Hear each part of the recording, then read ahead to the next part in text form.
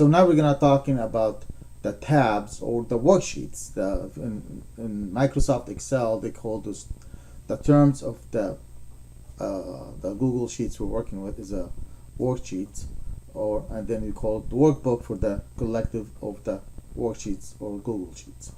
Now, the one thing we're gonna do to manage those many sheets are to name them and sometimes to add a tab color. So to name the tab sheets, I can double click on it if you want to, or I can follow the book. I can go more right here and rename. I'm gonna call this one cost and hit enter to accept. I'm gonna add another sheet to tell me what this is all about. So to add the other sheet, I'm gonna click the plus sign on the right side right here, and I'm gonna move it to the left. I can left click and drag. I can move sheet 2 to the left just by left click and drag. Keep your finger on that button as we dragging. Keep holding it down, that is. Or I can click on this little arrow and I'm gonna say move left. Okay, then I'm gonna double click on it and name it documentation.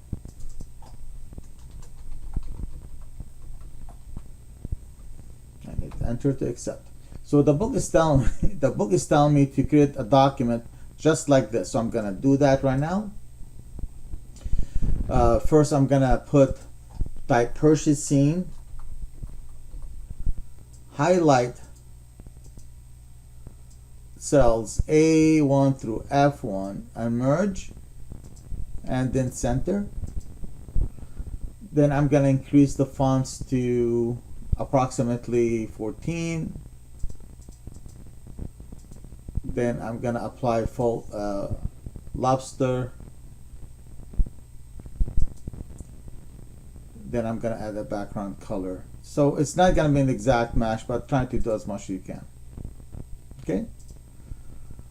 Now, in this one right here, in A3, I'm gonna type prepared by, hit enter, date, purpose, and enter. Now I'm gonna highlight this. I'm gonna select the cells B3 through F3, also merge. I don't want to center. I'm gonna do the same thing for the rows below. Okay, now I'm gonna put your name in here, but I'm gonna put mine. Put today's date if you want, or you can put the date this is in there. So I'm gonna put 4/3/2023. Now I'm gonna format it.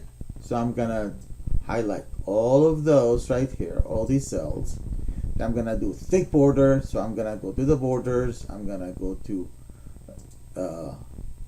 black. I'm sorry, it's gonna go to the thickness. I'm gonna do the 3 is fine. Then I'm gonna do all the way around. Nice. So I'm gonna go ahead. I'm gonna do this here. Select those.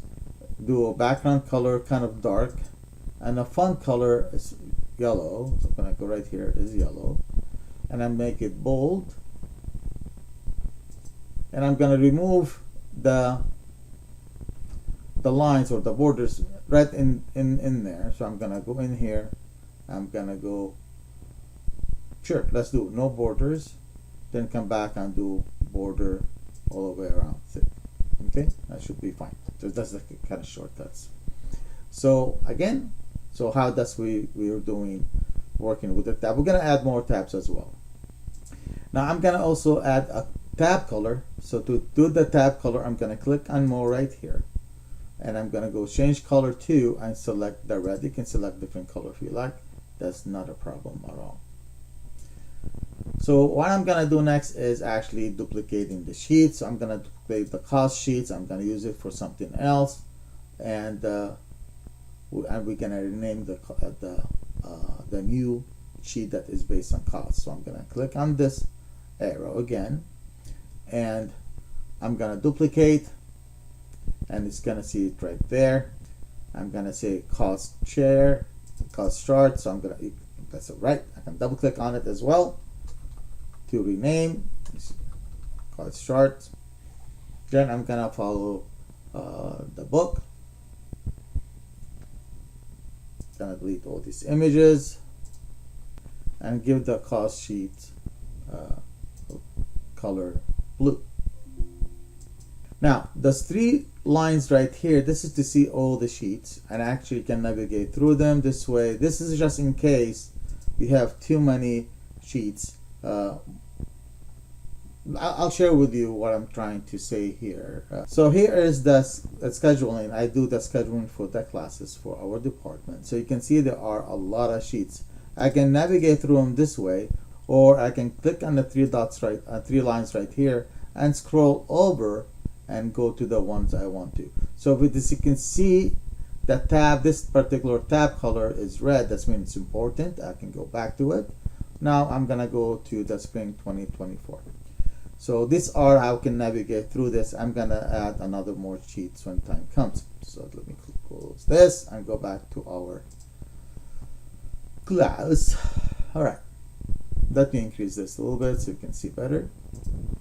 So the next step, which is extremely important step, a lot of people use the present worksheet or spreadsheets in Excel, and now Google Sheet actually offers this. It's actually creating charts. Charts is actually give you a visual aspect of how things are trending, how things are moving, those kind of things that can help people visually to see whether they increase, decrease, or there's a lot of up and downs in the investment and so on.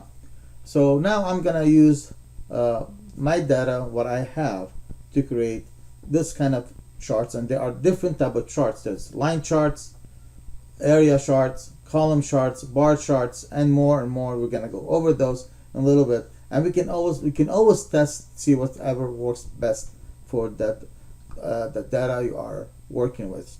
So we have data and data series we're going to be working with. We have to select the correct one. If we don't know how to if you don't correctly select the right data series or the data, then your result of the charts will be invalid or not good. So I'm gonna go ahead. I'm gonna make sure I need to select the title of the data, which is the furniture. What I'm gonna do is I'm gonna select all those furniture and its items.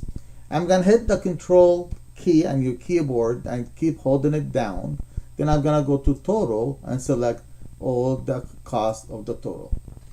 This will tell me that I'm trying to create a cost charts for the furniture. Okay, now it's easy. You can also do something for the cost. It's going to do comparison. Probably do that for the next year. So I'm going to click on the insert. I'm going to click on charts, and the first thing it does give me is a very basic charts. But can we change it? Yes. Which is called that column charts. On the right side, you can see the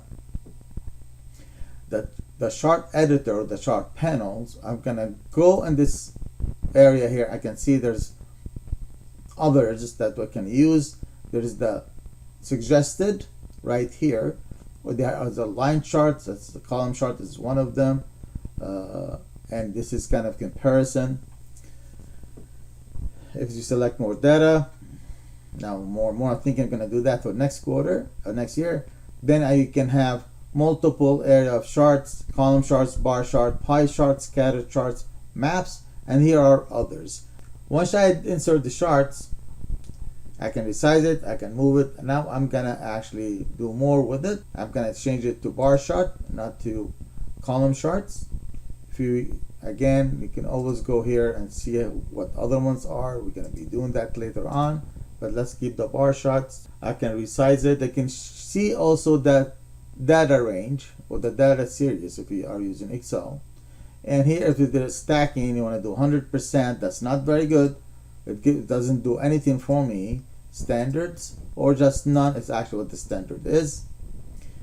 And combined ranges, if there have multiple data ranges, we only have one data range and one its the data names. Okay, and aggregate functions, we're not gonna do that now, we're gonna do it later. So all I have to do now is just, I can edit the title coming from total versus furniture. This is what's coming from, and the data for my y-axis is coming from here, and my data for my the x-axis are coming from the range of this. Okay, now I don't want this here, I want to move it to its new sheet. I want to move this to new sheet, so I'm gonna click on this 3 dots right here. I'm gonna move to its own sheets. That's right there, and then I'm gonna go ahead. Okay, we're gonna rename chart 1 to total furniture cost. Hit enter. We go to cost chart, that the chart we actually added in here is no longer there. Now we're gonna add another chart.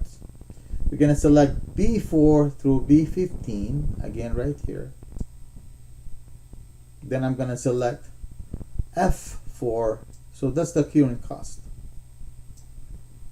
Insert chart. You're gonna go insert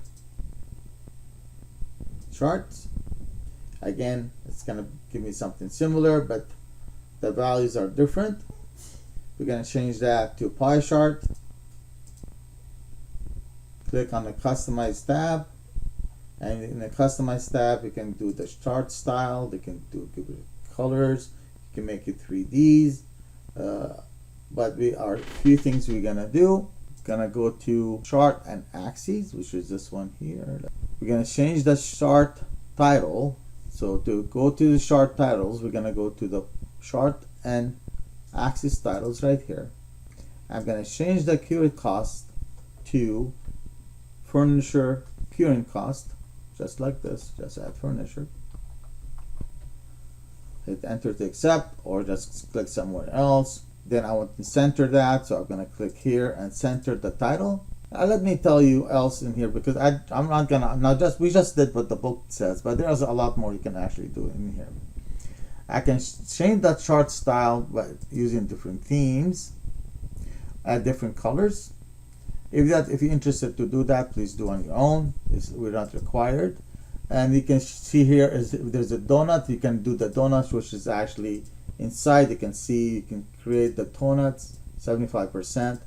This is donut pie, or slice labels. You can add the labels and values. You can change what those are. Again, we don't want to do that. Oops. Customize pie charts. I want to do 0%. You know, or you can actually change this legends to different fonts and different colors and so on. Okay, that's what you can do in here.